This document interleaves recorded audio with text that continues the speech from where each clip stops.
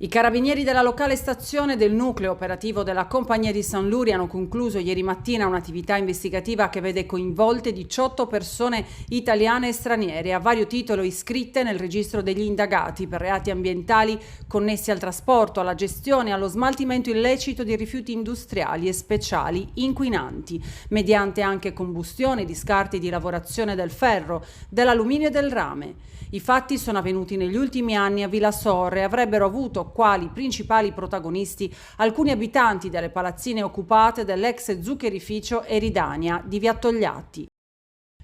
In un'operazione svolta alle prime luci dell'alba, 30 militari della Compagnia dei Carabinieri di San Luri, con il supporto aereo e 2 unità cinofile del nucleo della Compagnia di Cagliari, hanno dato esecuzione a 7 ordinanze applicative di misure cautelari del divieto di dimora a Villa Sorre, notificando altresì complessive 18 avvisi di garanzia anche in altri comuni, tra cui Cagliari, Quartu Sant'Elena, Decimo Mannu, Uta e Isili. L'attività investigativa denominata Green Villas, svolta dai carabinieri e coordinata dalla Procura di Cagliari, ha permesso di denunciare a piede libero 18 soggetti che avrebbero costituito un gruppo criminale dedito al recupero, alla gestione e al traffico illecito di rifiuti speciali e pericolosi, nonché al deposito di materiali inerti in aree non autorizzate e alla combustione illecita di rifiuti, nell'ambito di un sistema ben organizzato.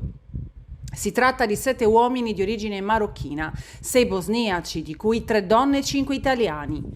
Le indagini sono iniziate nel giugno 2021 dopo alcuni avvistamenti a Villa Sorre di fumo denso e nero proveniente dalle aree adiacenti alle palazzine che da decenni sono occupate abusivamente, facenti parte del polo industriale dell'ex zuccherificio Eridania.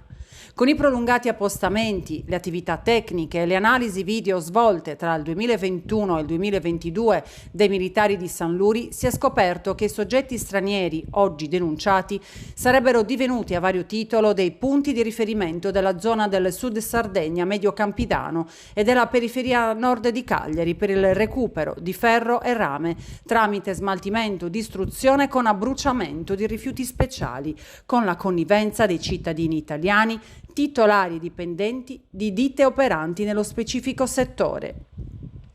Infatti, dopo aver accumulato rottami e masserizie in giro per il territorio, li avrebbero stoccati ammassandoli in vere e proprie discariche abusive a ridosso delle palazzine occupate,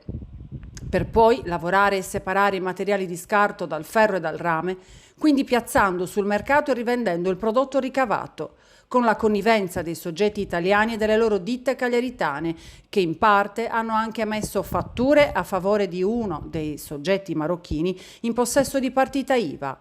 È stimabile che in un anno, secondo le risultanze emerse, l'attività illecita possa aver portato a ricavare dai rifiuti raccolti circa 250 tonnellate di ferro, alluminio e rame per un provento stimabile in circa 200.000 euro.